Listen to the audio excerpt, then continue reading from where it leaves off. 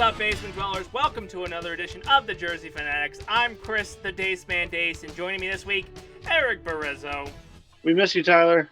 Yes, Tyler Freed is out on assignment, and he will come back and tell you what that assignment is next week. But we're here to give you the Fanatics series. Sorry we didn't record on Monday. It was Labor Day, and we absolutely believe in no labor on Labor Day because fuck the man.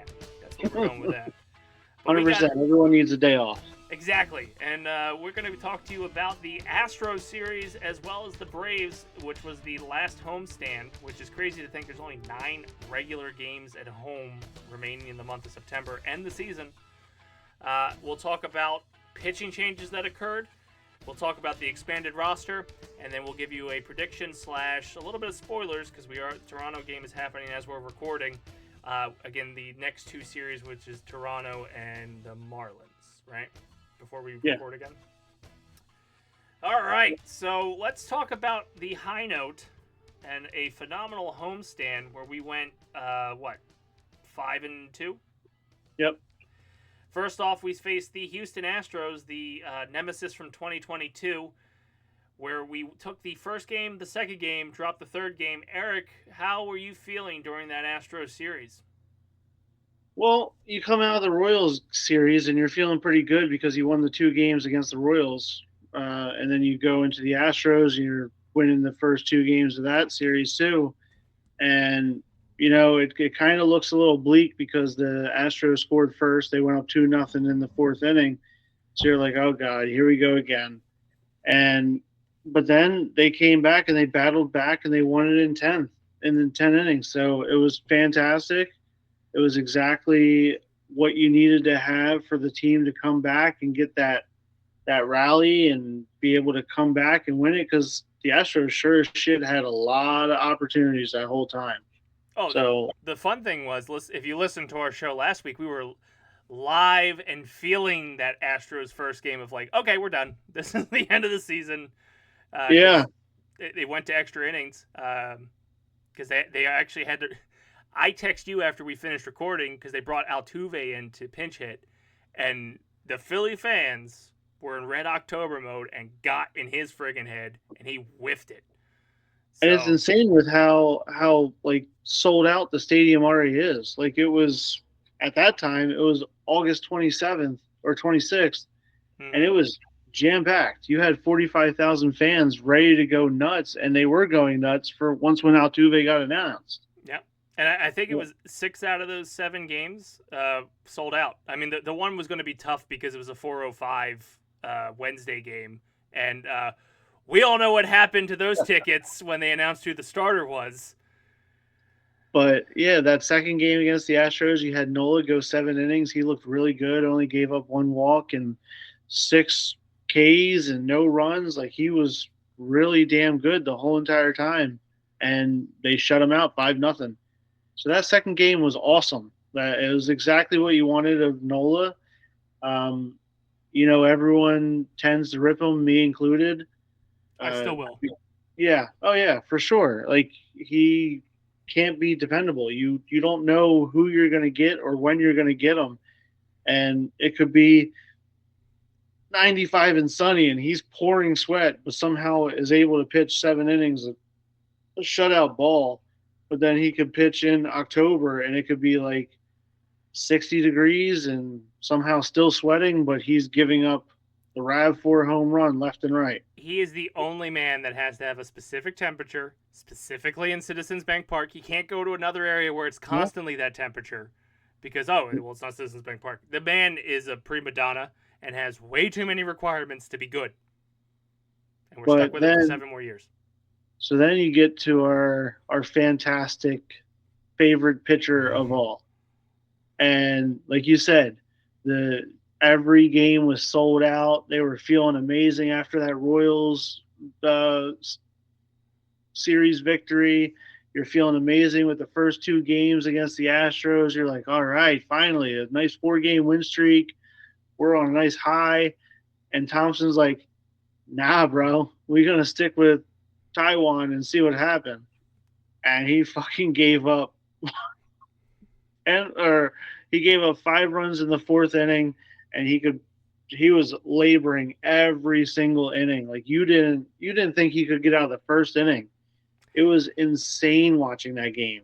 Yeah, because you could even see him keep looking over to the dugout of like, when are you gonna pull me? And then the weird thing about the post game is there was a moment in the fourth inning I think Thompson had with Walker where basically it's assumed that Topper pretty much told Taijuan like, hey, you got to eat up some innings. Like we got a very important series coming up, and you can't come out in the second.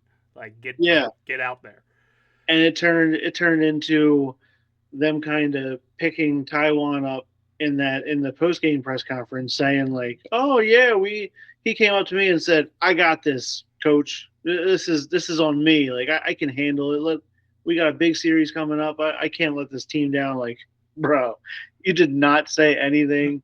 You said, let me go handle or let me go hold on to this guardrail and just tap my players on the butts as they come into the dugout after almost getting no hit through the eighth inning. It, Like, it it's as if he forgets there's cameras all through the stadium that consistently see his face looking at the dugout every time he walks or gives up a hit. Of like, okay, is now the time? Are you gonna give me now? No, yep. we're not doing it now. Okay, I'll go. I'll show you what my next meatball is going to look like. You'll come and get me then.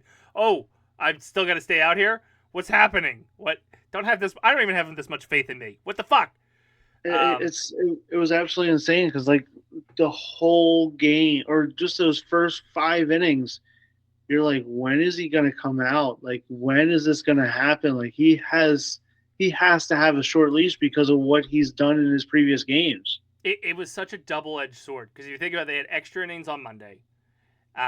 The Brave series was coming up, and it's like, dear, just be better. Like that was at Yeah, least when I was watching the game. It was like I understand why they're not pulling you. I understand why they started you and moved Sanchez to Thursday. But for the love of God, just like one game, just be meh, meh enough to get us through this game. And and he I believe couldn't. and I believe after that game they came out and they said that they've lost the last 8 of his starts. Like they Mm-hmm. every single one of his starts has been awful, and it's not getting any better. And you're like, this dude has to come out of the game. And but even with him giving up the 5 runs in the first 4 innings or 6 runs in the first 4 innings, you're still, where the hell's the offense? Why aren't they doing anything? Like this guy, the Spencer Arrighetti, he had like an over 4 ERA, close to like 5, and you're like, everyone, like you're looking at his last starts and everyone was hitting him hard, and the offense, he literally had a no hitter going into the eighth inning, Mm-hmm. and you're like, holy shit, it's going to happen again. Obviously not in a World Series, but the Astros are going to freaking no hit us again, and I was losing my ever loving shit that whole entire day, and uh As a fan, it sucked because you damn well know after they won the series on Tuesday, they marked this was a scheduled loss. It was yeah, a let's see how Walker does. And basically, there was only upside to putting Walker out there, and if he did well, oh look, we're geniuses. He's bouncing back. yep. I think Garrett caught. I don't think stop play. Like I don't think it was our normal lineup either. Like I think it was No, like no, no, it was a rough lineup. Yeah, Garrett caught. I think Bohm. I don't know if it was that series that he got hurt or not, but the lineup that they had was definitely crap. mhm. And then obviously it just kept getting worse. So mentality wise, you're walking into a 405 game. You won the series, so there's not the pressure of like, oh my god, we got to win this series. We can't lose a series to a potential World Series matchup Yep. again.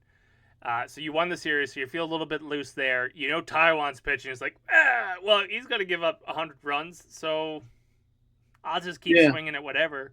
Uh, it sucked. It was nice they won the series. It sucked they didn't sweep them. Like I mean, you always want it, but realistically, to take 2 out of 3 from the 2022 world champions, like Yeah. that's a good thing. And And then, then ultimately, it led to the Walker to the bullpen move. yeah, and that didn't come out right away after the game, but you kind of sensed something was coming Mm-hmm. because they kind of made like a flurry of moves too. I believe that was when they sent like Aller back down. Just the whole entire week was just like filled with 12 different moves. And The, that's why tonight's game, Phillips had to start because of all the moves, and Allard isn't allowed to back up until the 10th. Like, it's all sorts of weird shit. and the crap thing is, like, I get wanting to have faith in a guy that you signed to be your third starter, like with third starter money, but this assessment should have been made a lot earlier. Yeah, And it's not like anything drastically changed since the end of the trade deadline. So, like, you gave him, what, 5 starts in August? yeah, You should have known, and you should have went after. Like, I get that they've come out and said they went a little hard for, what's it, Crochet, yeah, but now you're stuck. You're stuck with a bunch of guys who, albeit have done well for us when we needed them to. You're now going to lean on them and, like, well, you need to get us to the finish line, and then we can handle the postseason with just the four. Well, 3.5, because honestly, actually, I would go probably a solid 3, because Sanchez, this is the longest he's pitched. yeah, Ranger, is he going to be Ranger? I mean, yeah. we're seeing You have glimpses no of idea. it. And we started this conversation off with the Cy Young Award winning Nola not showing up in cold weather. So, like, now we have a starting pitching problem that Yeah, you knew Walker wasn't good with his 4 starts before the trade deadline, and then you gave him 5 more, and now you're going to go look at these 20 to 22-year-olds and go, well, why can't you? yeah. It's obviously been Dombrowski's worst move, I think. Even with bringing over Hayes, Hayes hasn't really worked out either. Yeah. But he's been injured, so he's kind of coming back. But no matter what, like Hayes could go 0 for 36. It doesn't matter. Like when you look at your starting pitcher and know that that fifth day is going to be a loss, no matter what. Like you could do anything in your power, and it's gonna be a loss, and Well, that's what it was. we've been doing this show since the pandemic, right? So before they were good. It hasn't been a consistent show where we've been doing it for all 4 years in a row, but we've definitely had conversations on here, and each year, even when they were making a run in 22, when they were making the run in 23, we have all been concerned about pitching. And Yeah, the big sign that we've done in the 3 years that we've done this podcast was Walker. And then the other additions were, we're going to extend the guys we already have, because on paper, let's run with it. Dominguez is gone. Alvarado hasn't been the best as of late. I didn't see him pitch tonight. I know we're recording during the Toronto game. they had him pitch in the third inning. Did he do well at Yeah, least? Because he this did, was he his. did well. We had But talked last week that he had the Venezuela issue that he like came back from. Toronto's offense sucks. Mm-hmm. So for them to put up the 8 runs against us is, I don't want to say surprising, because when they hit, but everyone is down. They only have like 2 or 3 power hitters, if that. Just Vladdy, right? For the most Yeah, part. Vladdy, and then they got Springer too. Okay. So, and then what's his called? Forget his name, but he's on the injured list right now. Bo Bichette, the Yeah, shortstop, right? yeah. So he hasn't He's really. been having a terrible year, and it's a Yeah, contract year for him, which kind of sucks. yeah. And but then like it just with that Taiwan start, you thought you were going to get so much more, or hoping you were, I guess you could say. Just all you wanted him to do was get through a certain amount of innings without giving up a shitload of runs, and he was able to get through the innings because he was forced. Like it was kind of like with that rule that we were talking about last week, that you got to get through 6 innings, or else like you get whatever. What I don't know what the punishment It was was. like you lose your designated hitter or Yeah, something like so that. they kind of implemented that on themselves with giving Taiwan those 6 innings, and Which like is, if you think about it, it's kind of crazy. So we're talking about last Wednesday's game. We're recording during the Tuesday night game in Toronto, which would have theoretically been another Walker start.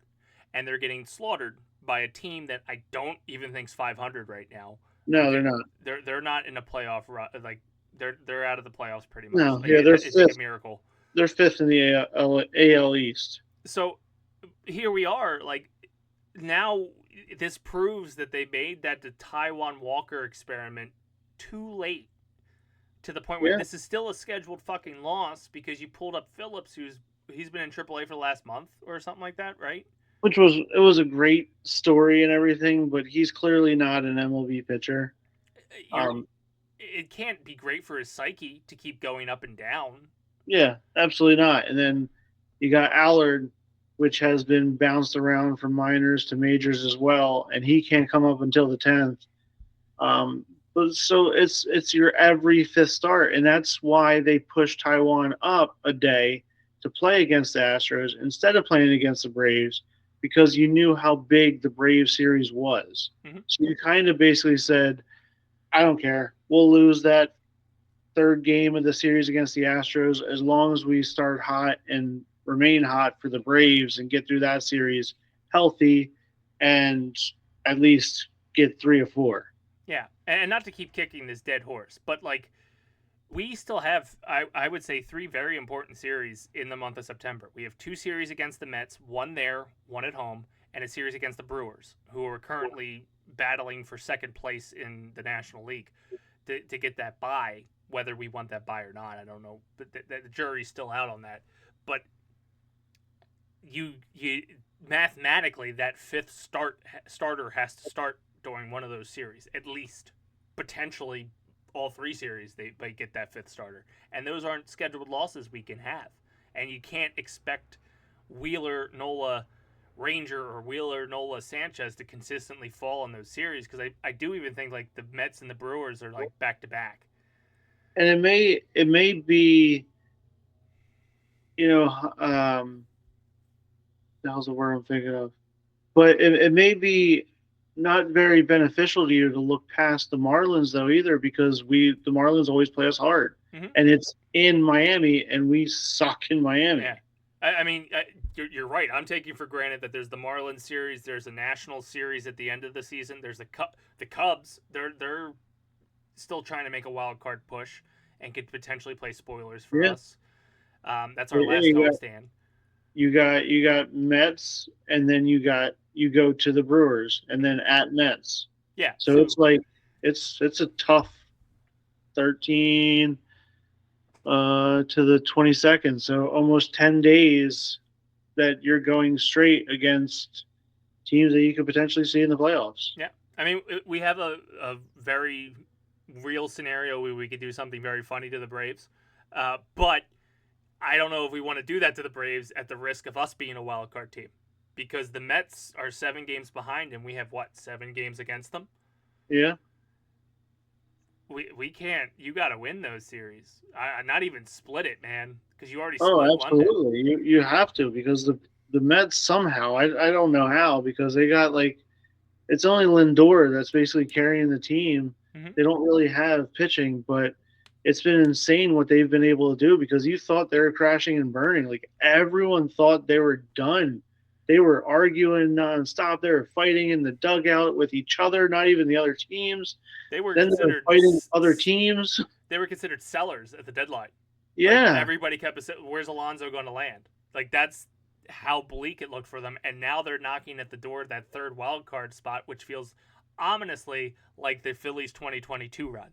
Yeah, it's kind of crazy what they've gone. But so yeah, they pushed Walker's start up to play against the Astros so they can start Sanchez against the Braves and start that series off in a good way. And Sanchez did all right. Like, it wasn't his best game, but it also wasn't his worst. Mm-hmm. He only went 5 2/3 inning, gave up 2 runs, both of them, or 4 runs, 2 earned, 2 home runs, and he had 8 Ks. But again, it's the walks that kill us every single time. And he gave up the walk, or only 1 walk, but everything else, the bullpen shut him down. Kerkering came in, Strom came in, and it was the first time that you were really seeing Hoffman as your shut-down closer, and that's what happened in that game. He came in and he looked, not as bad as what Estevez and Alvarado give you. You're kind of worried every time they come in. Hoffman's the only one that I've kind of been close to fully confident in. It's a shame because Estevez on paper and because nobody paid attention to the Angels looked phenomenal. Like that, Yeah. like as soon as you got him, it was like, oh, we got one of the best closers in the game right now. And then he showed up and it's like, you were a very stressful closer, sir. I need you to be like you were on paper. And what the crazy thing is they apparently were out on what the hell's his name is Claus in Cleveland Mm. for the Guardians, and he is literally maybe second or third on Cy Young voting because of how shut down he's been as a closer.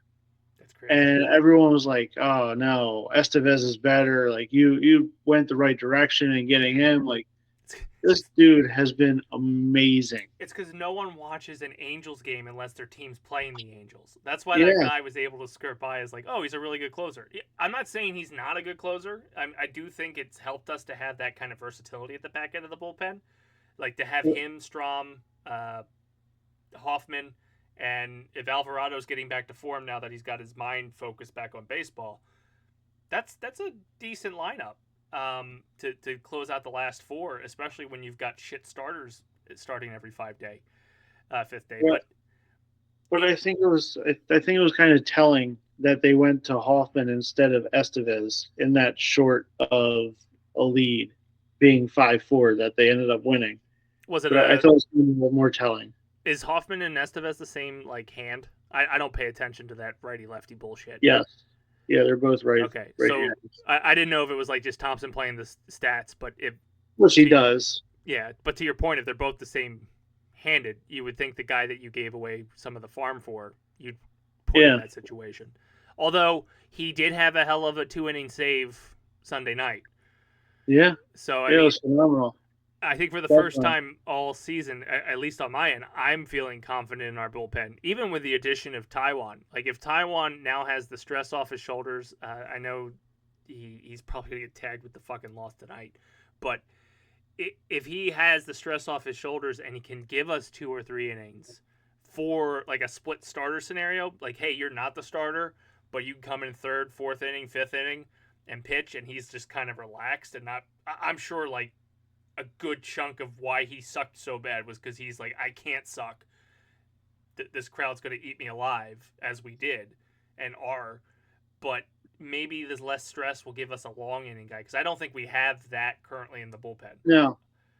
And like today he came in for 3 innings, obviously because Phillips sucked and had to come out. But like he did pretty well for what he was asked to do. And just coming out of the bullpen, it's a whole new world for him, and he did pretty well. But go back to the Braves series, what you were saying with Ranger is that you had no idea what kind of Ranger you were going to get, and that's exactly what showed up in that second game against the Braves. Is that he only went 4 innings and gave up 4 runs, but dude, the first 2 innings he was lights out. They couldn't get a hit. Like you were like, holy crap, this is. You felt something special with him, and you're like, he's going to go the distance. It could be like a no hitter, or just even a complete game shutout. Mm-hmm. And then all of a sudden, the freaking wheels came flying off. You had no idea what the hell happened in that 3rd inning. He gave up the back-to-back homers, and then it was just everything just fell apart so freaking fast. And even like the 4th inning too, where they scored 2, but you came back and scored 1. So like, okay, maybe you can catch up, 4-1, but they just didn't let their foot off the gas. We kind of did, and our offense has been so inconsistent this whole entire year. This is the best word to describe this offense. Like you have the only person that has been Mr. Consistency has been Casty since the All-Star break. Yeah. He's not here, and I'll admit it. He was not great before the All-Star break. Yeah, but it's insane to say that he's been kind of your best hitter, even before the All-Star break. He not really consistent, but he was at least in the right spot at the right time for a little bit. Like obviously when he got demoted and stuff like that, we're not talking about all that, but it's interesting you say right spot, right time, because one of his, clearly he was the hero of this Braves series. But the one post game interview where he kind of it felt like bitching, but because he said it in the way that he says things, it didn't come off as bitching. Oh, dude, his interviews are amazing. Like he basically said he's not a fan of hitting lower. He'll do it, but like if you have some where the quote unquote cliff happens, if he's the Yeah. cliff, he's swinging at everything. And if you've Yep. got like a 100 hitter behind him, yeah, I'm going to keep swinging at shit outside the box. And you basically now got 2 guaranteed outs rather than just, having to pitch to him. It was a weird, he was bitching, but it was a weird way of him not bitching because he's just like, I'll do whatever. I don't care. But like, if you want to play me right, I probably should be hitting second. Yeah. And so that second game was a complete disaster. You lose 7-2. You kind of wonder what's going on with Ranger. Is he going to be flippy floppy? Like, what are you going to do? So you're kind of nervous with all that. And then the third game comes, and you just, I don't want to say dominate because your offense didn't dominate, but you won 3-0. Mm-hmm. And Zach Wheeler won his 100th game, 100th career victory. So it was a big day for him. He went 7 innings, 0 runs, 7 Ks. He looked phenomenal. And then your boy Carlos Estevez got the save. Mm-hmm. So it was everything you wanted from your starting pitcher and your pitchers. Hoffman again came in. He pitched an inning, and he gave a 1 hit and 2 strikeouts as well. So he did everything you want. But that's the kind of games that you want to see your pitchers have, and but you're kind of stuck because the pitchers have sort of done well, but your hitters have sucked, and then vice versa. That has been the Phillies motto for the last 3 fucking years. When the Yeah. pitching's on, the batting's off. When the batting's on, the pitching's off, and they have Yeah, never been in sync ever. Because even with that last 2 games of the Royals series, you put up 22 runs. You're like, wow, the offense, here we go, dude. We're going to pick it up. This is how it's going to go. And then the Astros series, you put up a total of 8 runs the whole in 3 games, and then you put up another 10 runs in 4 games against 13, the Braves. 14 games against, or 13 runs against the Braves in 4 games. Like, it wasn't great for the offense at all ever since those 2 games against the Royals, and it's been like that the whole entire year. Which is terrifying because, like, at least from an outsider's perspective, your pitching will never be perfect all the time. Wheeler is going to have an off day, and if your bats can't back him up, that sucks because Wheeler can pitch 30 games, and that one game where he got fucking bombed and your bats didn't show up to help him out is why he wouldn't win the Cy Young. That's the type of stuff that happens to a pitcher, whereas the bats go, oh, I'm slumping.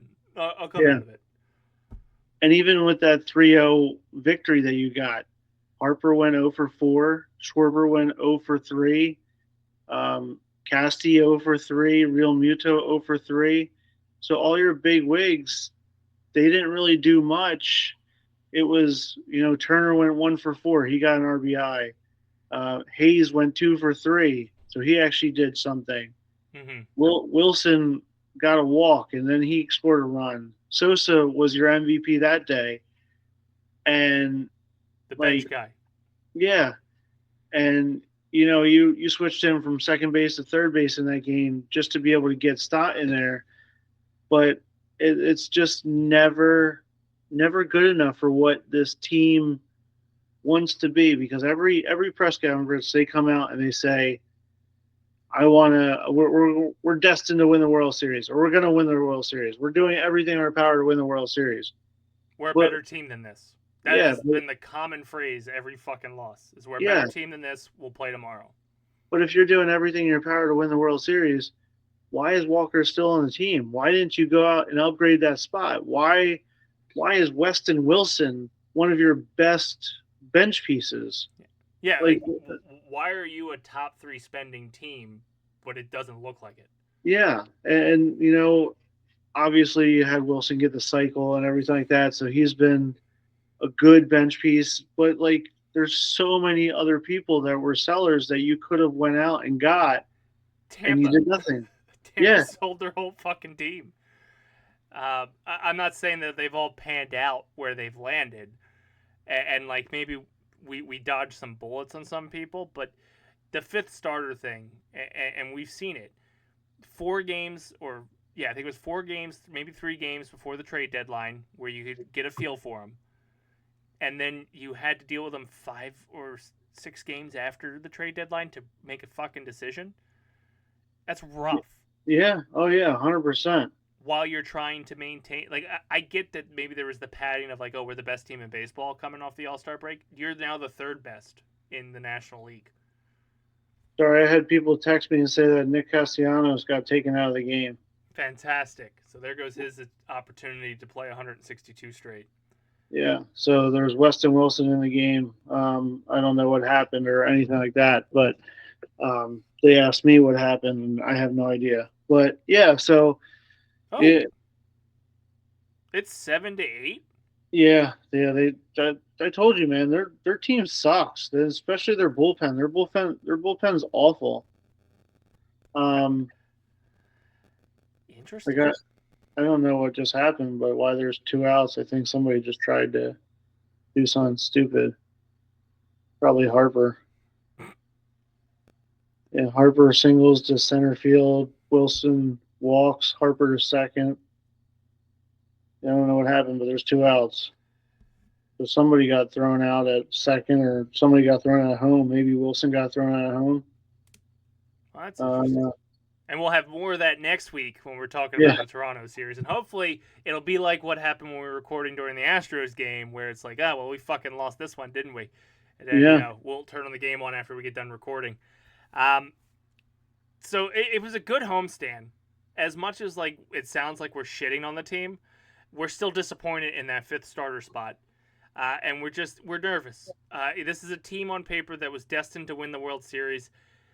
The closest they got was when nobody expected them to win the World Series, and after that moment, it's like it's World Series or bust. And we got such a tease at the beginning of the season that it feels like we may have blew our load a little too early. We talked about a little earlier in this episode of the Jersey Fanatics, where like they've got a schedule ahead of them. They're playing Toronto for 2. They'll head down to Miami to play the Marlins. Then they're back in Philadelphia to play The Rays, the Rays, followed by the the Mets, Mets. Brewers, Mets. Think they're back for the Cubs, and then ended Yep. in DC. Yeah, and yep. So it's not an easy cakewalk. They've got a couple teams in there that should be a good series, but I mean, after the All-Star break, they proved that doesn't fucking matter. Right now, we're listening to the Toronto game in the background. That it doesn't matter. Where do you see the? We'll keep it tight so we can keep having our weekly podcast. How do you think the Toronto series is going to go, and how do you think the Miami series is going to go? Well, the Toronto's only a 2-game series, so hopefully they split. If they lose tonight, they'll win tomorrow, which is a 3 o'clock game. So that's a fast turnaround. JT's not going to freaking play either. Mm-hmm. And Nick apparently may not play now either if he got hurt. But hopefully they split. You have to get 3 or 4 from Miami just to be able to, because it's in your same division. You have to, no matter what. It's going to be tough to be able to do that because I don't think they have a winning record in Miami. I think their record is pretty shit when it comes to playing there. And it's kind of weird because that's how like every professional sports team is. I guess that was the number one place that James Harden loved to go to the strip club was Miami. So every time, like all the bettors know, every time he went to Miami, you knew that to bet the under because he was going to suck. So it's kind of like I'm not saying our team's going to the strip club or anything, but Miami tends to seem like a bad place for them to play. But you've got to get 3 or 4. So my hope is to win 4 of the next 5 games. That's where I'm at. Go 4-1. Going to be optimistic. 5-0, or what is it? 5 games? Yeah. Well, not including tonight's game. I'm not including tonight's. Okay. Well, I think they're going to bounce back tonight's game because I hope so. hoping for that. I got the high hopes that Carey would say. Um, Toronto and Miami are a bad team. They Well, need to play like they're a World Series champion. they just got out of the inning with a man on third, so nobody came home. I don't know how that ended up happening, but yeah. So I don't know. They got to go 4-1 over the next 5. Have to. All right. Well, I'm going to be optimistic. They pull back over tonight. They take in Toronto at 3:05. Like you said, it's probably going to be iffy because it'll be Garrett behind the plate. Who knows who's going to be in right field if Casty might go out there. Will Bohm be back? That's another fucking question out there. Will Harper get his mojo back? Maybe we should talk about that before we end the episode. What the hell's going on with him? Well, he did come out after the one press conference and confirm, I guess, because Thompson came out and said that he's still battling a lingering injury with his wrist and elbow. Mm. The only thing that they're saying, or they're not saying, is which wrist and elbow. Is it his Tommy John elbow or is it his other elbow? So the elbow when he dove into the fucking dugout like an idiot. Yeah, or when he attempted to dive back to the base and Merrifield was making fun of him too. Mm-hmm. So, like, it's just you kind of the over under on his home runs was I think 30, and he's been stuck at like 26 or 27 for a month and a half now. Mm-hmm. So obviously the bettors are pissed off, but we're more upset and more. Well, I don't want to say upset because he's still getting hits, he's still getting singles, he's still getting doubles, but and he's not playing first base pretty well too. So it's not like where he's defensively shit and then he's just mediocre at the plate. Yeah, especially when when you had the first baseman of Rhys Hoskins, you definitely went up from that. But he has to get that power back if you want to go far in this to win the World Series. Like if that's your ultimate dream or goal, you have to make sure that you do everything in your power to get him right.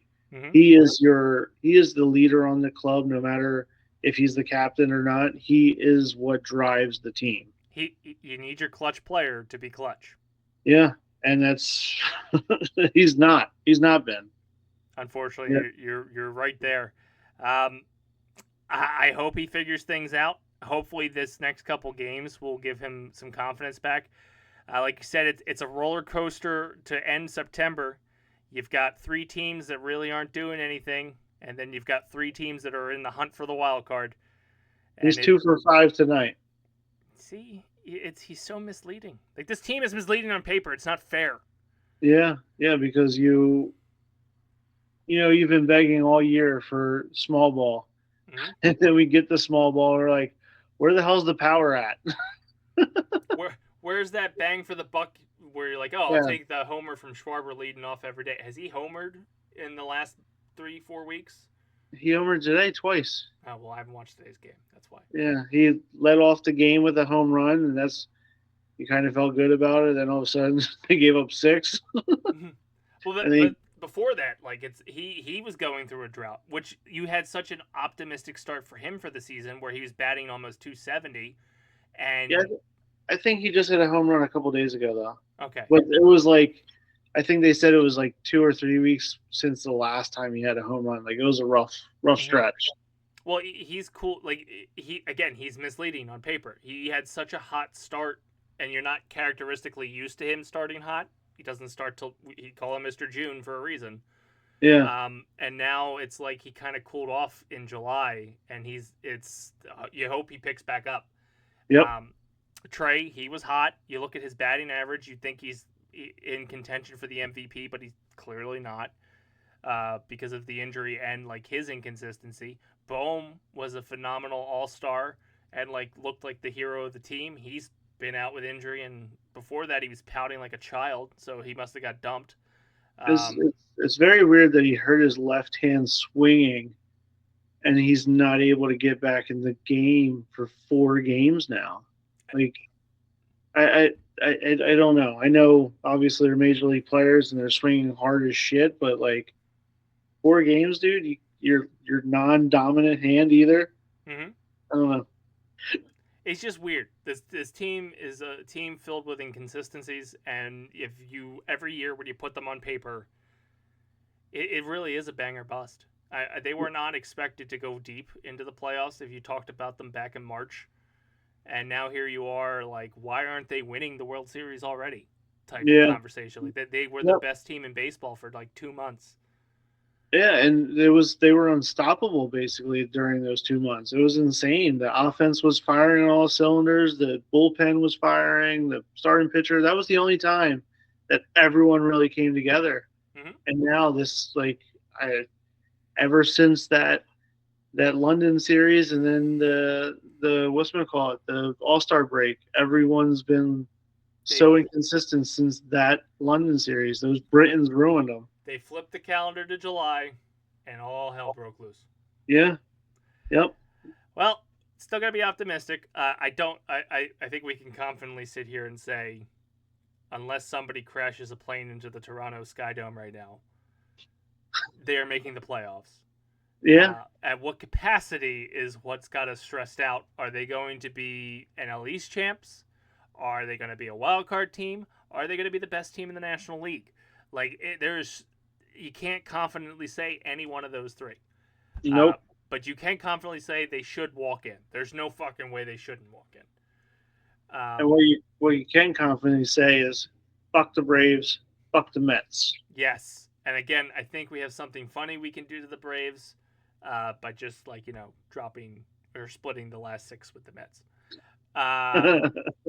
Which is weird because, we're appeasing people like Dane and cheering for the Mets in a way. But that could also be the thing that bites us in the ass because, again, we talked about it. They've got that 2022 Phillies allure going on right now. Oh, yeah, 100%. But we'll be back next week. Hopefully Tyler will be back from assignment. Erik, what do you got to plug? Nothing. That's fair. We have some stuff in the works. We actually, part of the reason we're recording so late on a Tuesday, if you have synced up our podcast with how the Toronto Blue Jays game was going, is because we had a meeting about the Game-a-thon, which will be returning April 25th to the 27th in 2025.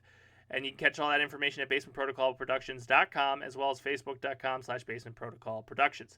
We also have 2 new projects in the pipeline.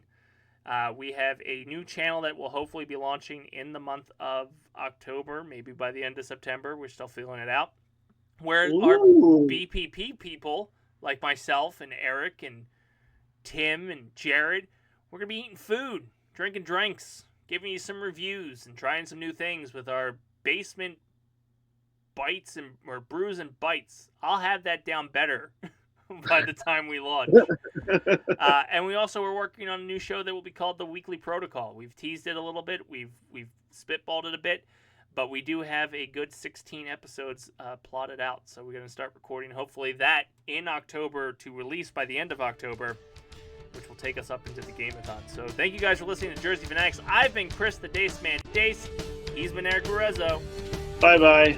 And Tyler Freed's on assignment. Ring that bell. Let's get out of here. I think you have to do the ding-ding-ding, Erik. Yeah, for Tyler's the ring-a-ding-ding. See you next week on the Jersey Fanatics.